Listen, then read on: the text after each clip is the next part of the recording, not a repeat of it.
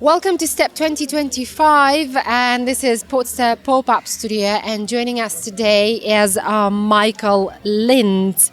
Michael has been a startup operator, investor, and a mentor, and is currently a partner at the Singapore-based venture capital firm Golden Gate Ventures.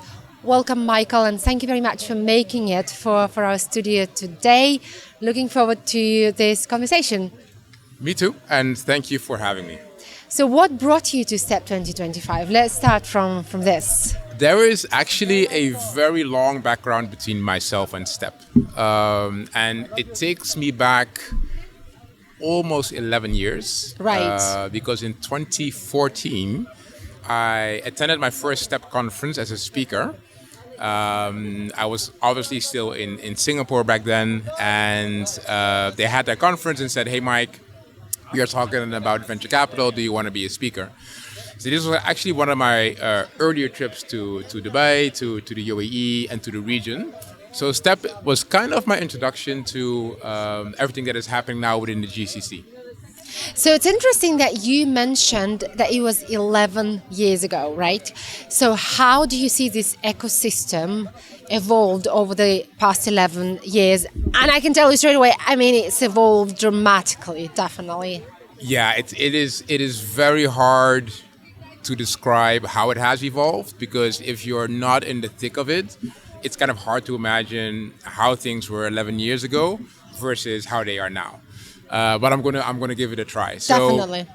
I think one of the biggest things now is that the region has become sort of a hub for innovation, and is not seen as a small ecosystem or just emerging.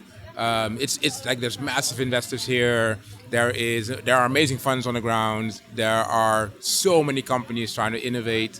Whether it's fintech or e-commerce, or look at more traditional industries like innovation in oil and gas. We're now seeing AI, deep tech. That has changed from like 11 years ago. The number of conferences that are now in the region, international funds that are now here, it's like night and day. It's like a massive difference. But it showcases the tenacity and I think the dedication of all the different countries wanting to make the GCC and the MENA region a hub for innovation and venture capital. So where does it stand then versus such well-known ecosystems like, for example, Silicon Valley? Where does the Dubai sort of ecosystem stand then, in this case, globally? Yeah, so if you look at it from a global perspective, you still would have to say that the region is emerging in that sense. I always find it very difficult to make comparisons to Silicon Valley, because Silicon Valley is now, what is it, like a 60-year-old ecosystem, and they've gone from getting backing from defense to finding all the talent globally to come to the Bay Area and sort of building sort of businesses there. I think it's very hard for any ecosystem to compare themselves to Silicon Valley. But if you compare Dubai, UAE to an emerging ecosystem such as, let's say, Southeast Asia or maybe LATAM, and to an extent parts of Europe as well, I think Dubai is in an amazing position. Again, a very, very supportive government. There's a lot of good infrastructure in place. As I mentioned earlier, there's more and more venture capital funds that are now setting up shop in town and staying here. You have talent that is not transient anymore. They're now staying in Dubai and raising their families. So from an emerging standpoint, I think they're very well positioned to kind of grow from here. Coming from Singapore, where I've lived for 11 years, Singapore has dedicated a lot of time and attention, like 15 to 20 years of building this ecosystem. I think Dubai is about sort of halfway there, but the speed from here on end is just almost unmatched. Which makes me actually to ask you like a little bit deeper question here. So what are the attributes of a successful innovative ecosystem, and what do we have now in place here in the UAE and in the region, and what do we still need to bring in? So I think one of the most important ingredients is supportive partners, Right. and partners are like in different shapes and forms, right? So you need a regulator that is open to doing business, that it's easy to start a business, and when things don't go well, it's easy to shut down a business as well, right? You need willing banks to work with you as startups. You need corporates that are willing to take you on as a potential service provider if you're building a B2B SaaS company. You need a supportive government. You need investors, from angel investors all the way to growth investors. So you need a lot of ingredients, where I think parts of it are definitely in place. If I go back to the supportive government, there is so much infrastructure here already that helps you, kind of build your business and scale from here. What I think we need eventually is what I call a growth market. So investors that take you on beyond your Series B, or if you are a company that is looking at a pre-IPO, that you have availability of pre-IPO capital, and you want to have like a very engaging stock exchange. So I think there's still ways to go. But again, I think to my earlier point, the speed of innovation here is just phenomenal. So, but what are those sort of programs that probably, I don't know, incubators, other activities and activations here in the region that help companies and businesses to grow from being a startup to being a business that is already taken seriously? Like you can't even, a lot of startups that I used to probably call 5-6 years ago a startup is not a startup anymore. Yeah. If you sort of grow beyond 100 people and you're capable to provide 100 jobs stably, it means you're doing something right. Yeah. I think you mentioned incubators, and I'm glad you mentioned it. Two of our early investments in the region came through incubators and accelerators. So it showcases the importance of having that infrastructure around. I think having a landing pad for very early founders that are just starting and having issues with speaking to VCs or getting that first corporate client. I think having these incubators and accelerators around is very, very important. Whether they are corporate, whether they are independent, that is fine. But I think having them here is one. I think the second thing is around the willingness for corporations to work with startup founders. It's never easy. Like if you are like a 1-year-old company or like a 2-year-old company and you're still finding your product market fit and you're speaking to like this massive corporation that works with SAP and stuff, right? That is not easy. But what I think is interesting that the willingness of these corporations here more and more to engage with startups, whether it is doing POCs, whether it is collaborating on innovation, or even just taking them on as a service provider. I think, again, that willingness could be more. I think we're still early, but I've seen it now where early companies are working with big corporations and helping them expand. So do you see these two worlds? Because Dubai historically, I think, like UAE in general, like I remember my early years here in this region, and it was full of sort of big corporations, big brands, right? Yeah. And that's how the Dubai economy sort of was built or was developing, right? Now we see this, growing huge community of smaller businesses gaining its not only popularity but also stability. Yeah. So what is that? So do you see, first of all, these two worlds are bridging? So, and you mentioned that they started talking to each other more often and on a probably more serious level. And what are those factors that define which startups are getting into that dialogue and which startups are left out? Yeah. So how do you sort of define which businesses will grow to that bigger dialogue, let's say? So, to your first question, the answer is yes. I think we are seeing that the corporations are working more and more closely with startups. But to your earlier point, I think without these big corporations, it's very hard to sustain a startup ecosystem because you need big clients that can write big checks and where you can get significant amounts of revenue to help build and scale your company. So I do think that bridge is definitely there. Again, there is definitely more needed. What is the big success factor for early companies to become these like stable household names? I think one is just like the founders and the founding talent that they're able to build around them is a big part of it. We have made investments where there is 20-year-olds or in their early 30s, and they are speaking with massive corporations that are and they're taking them on as big clients. I think that is majorly about two factors. One is excellence in their product. So these founders have been able to build a product that has the capability to speak to these large corporations. I think that is one. I would say the second thing is the founding team. You kind of need that sort of level of almost kind of maturity and being able to convince these big CEOs of these big companies to take on your product at the right price. So I think it's really a combination of innovation on the product side and a very, very strong founding team. Why do corporations need startups, in your opinion?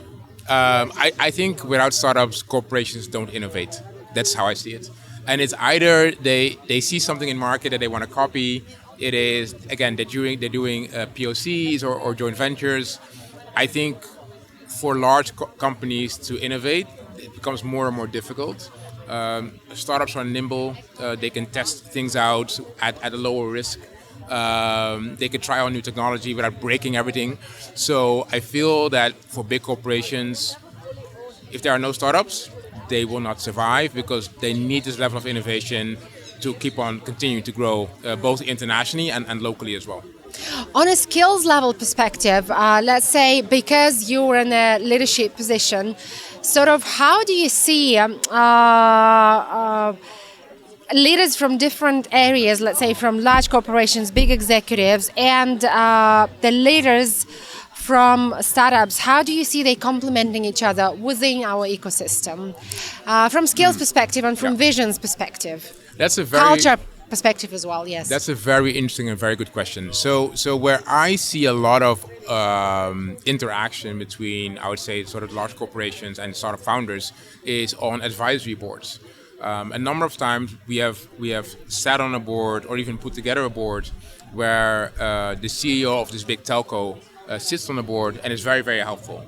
Either he or she writes a very small check into the company. That could be possible that they are like an angel investor into the business, or they are on the advisory board as an expert and leverage their experience, network, and even their corporate name to help the companies. And sometimes it is just expertise where this advisor or board member is able to give the company direction and help with strategy.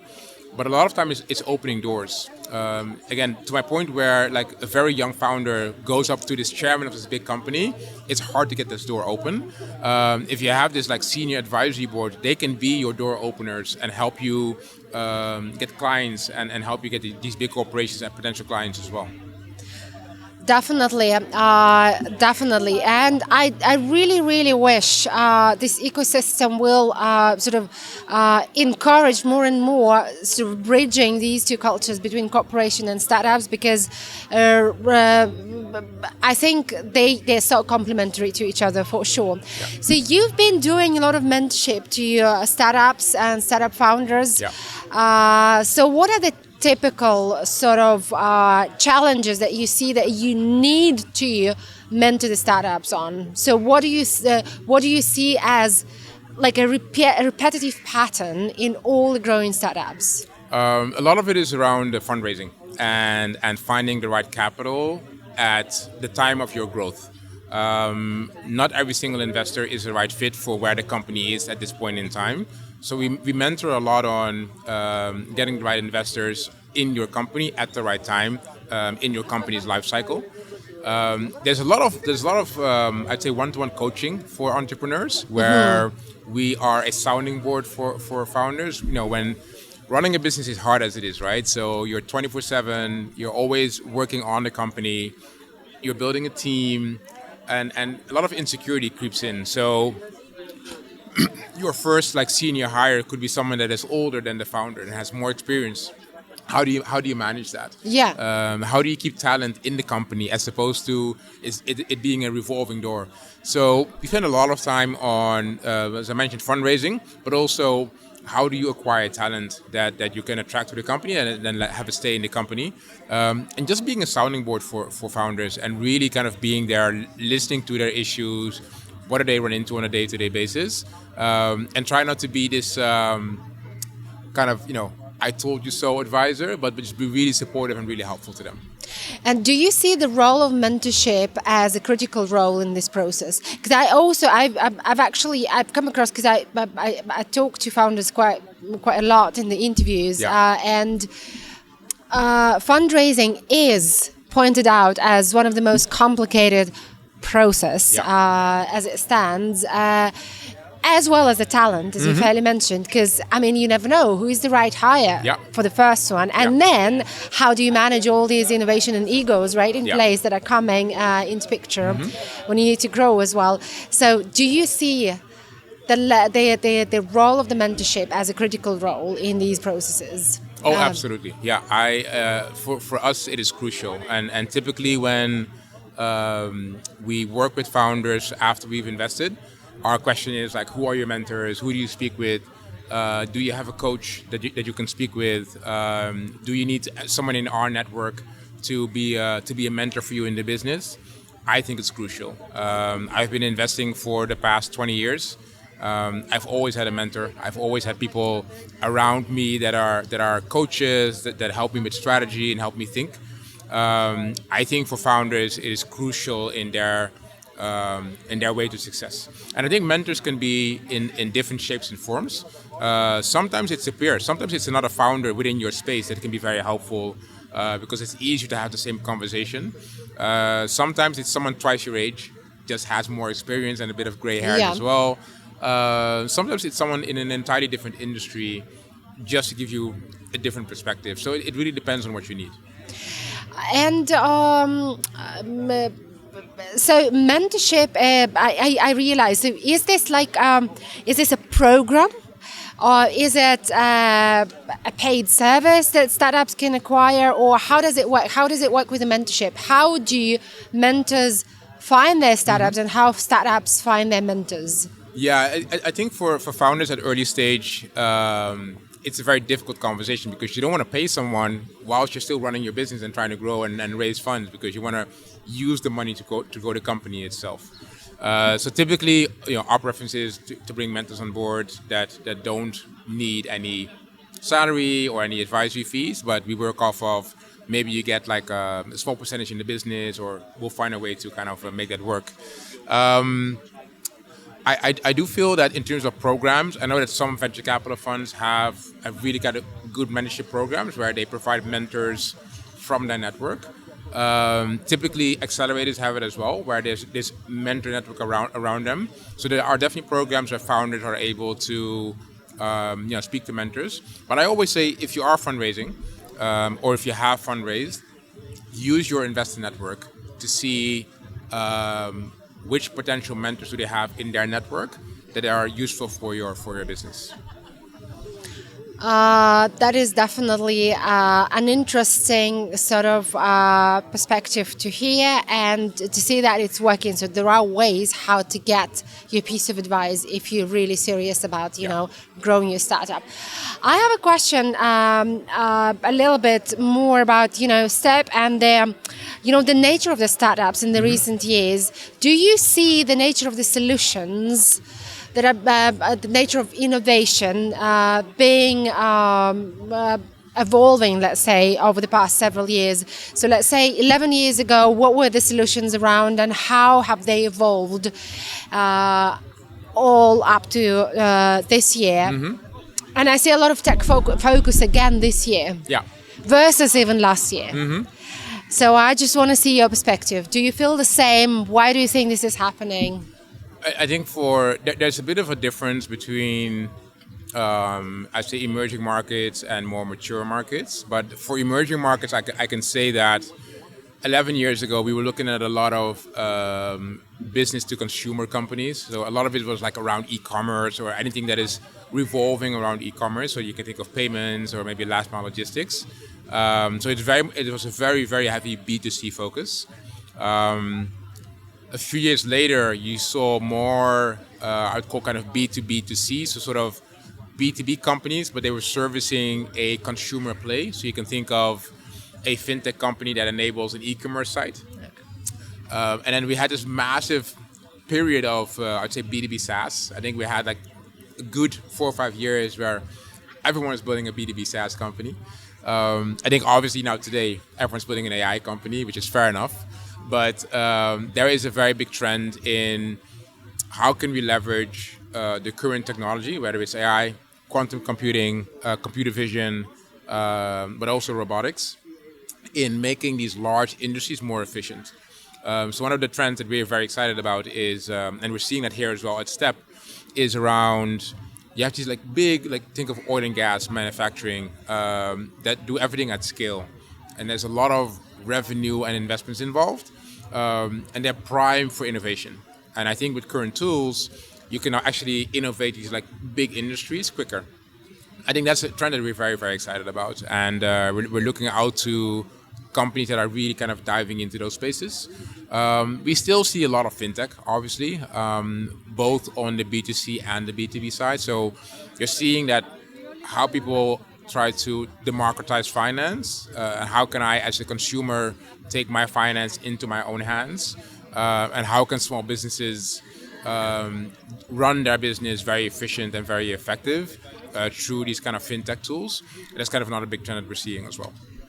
No, but it's those are really, really exciting niches, and it's interesting how you touched upon AI, because all my previous guests, we were touching upon AI, and we were talking about, maybe because we're in content creation businesses, that is reshaping dramatically with AI, and there are several other niches that are being transformed by several AI tools as well. So when it comes to bigger businesses, do you see AI penetrating with the same kind of speed there? And you mentioned that there are big industries like oil and gas, like, I don't know, probably climate change, that are craving for innovation, that are craving for new solutions. And because, I mean, there's like a society problems at stake when it comes to bigger niches. So do you see AI disrupting those niches too at some sort of level of speed, or is it something that will sort of stay where it is at the moment? So it's yes or no. I mean, yes, we are hearing a lot of noise around the industries that AI is disrupting. If you scratch under the surface and really take a good look, yes, there is innovation happening, but not as fast as we think. So I think that the news around us makes it sound like things are going faster than they actually are. Just to give an example, if you speak to a number of larger banks, they all have this massive digital roadmap in terms of we are going to X, Y, and Z next. But in terms of what is implemented and already in place, it's still early days. So I would say in general, there is a consensus that there's going to be a massive disruption in these industries over the next few years, and I 100% agree. Are we there yet? No, we're not. I think we are still innovating. We're still figuring out how this is all going to work. How does efficiency actually take place within these industries? And something that has existed over the past 100 years doesn't get disrupted overnight. That just takes time. That's the nature of our business. So I would say, yes, there's a lot of innovation that is at the forefront, but in terms of implementation, we're not there yet. I agree. And it's great to hear those insights. It's great to hear that someone is saying, so, no, the buzz is there, yes, but whether the big businesses are ready to adopt AI at scale, not yet. Correct. Right. Yeah. So we yet need to understand whether this roadmap makes sense. Yeah. To be implemented. Probably just to wrap up this discussion, a quick question to you. How do you find STEP this year? How do you see the future of a conference like STEP? Maybe it's going to evolve into a different platform, or the conversation is going to narrow down to something that really is relevant for the region. So how do you see the perspective and the current year? So for me, this is my personal opinion. I hope that STEP stays the way it is, and the reason I keep coming back every single year, as long as they will have me, is the way that STEP is set up. Being outdoors, giving it a very much a festival feel, Everyone is like interacting and chatting with each other. I love it how people are walking kind of up and down, and you walk into old friends, you're meeting new friends as you're gonna go from stage to stage. And I think that level of interaction. My hope is that Step never loses it, and if you come back in 10 years, it still looks like this. Now, that might be unwise because there might be some innovation that you want to do at the conference as well. What I would love to see more is in between conferences, can we speak more online with each other? And I know that the investors know how to find each other. I understand this, but I think Step as a platform has such deep history to make sure that after tomorrow, we continue the conversation somewhere online and it is branded by Step. I think that would be amazing. I think the content like that definitely can help maximizing, the effect of the conversations that have been started on the stage, or while passing by, the booth, etc. And whatever you mentioned today about the big industries craving for innovation that's a great message out there to all the startups working towards, the next big thing is probably take that into consideration and see how you can help those conversations and those niches evolve. I think so. What are the last piece of advice, recommendation for 2025 for the startups, for Steps participants, for the LinkedIn community? What would it be? We're early in 2025. I think 2023 and 2024 has been a very difficult 2 years for our industry in general. There's been less fundraising, etc. I'm very bullish and positive about the future. I'm still meeting amazing founders every single day. I would say to the founders, although it's a difficult journey, but I've seen so many amazing people, so much talent. Just keep on going, and I know that you'll get there. And then for Step, again, it's an amazing year. The venues look phenomenal. It is so good to see everyone back. So I'm hoping that this continues for the next decade. So thank you so much for stopping by at the pop-up studio at Step, and hoping to see you here next year as well. So, because I find these insights absolutely valuable all through the year, frankly. Thank you so much. Yeah. Appreciate it.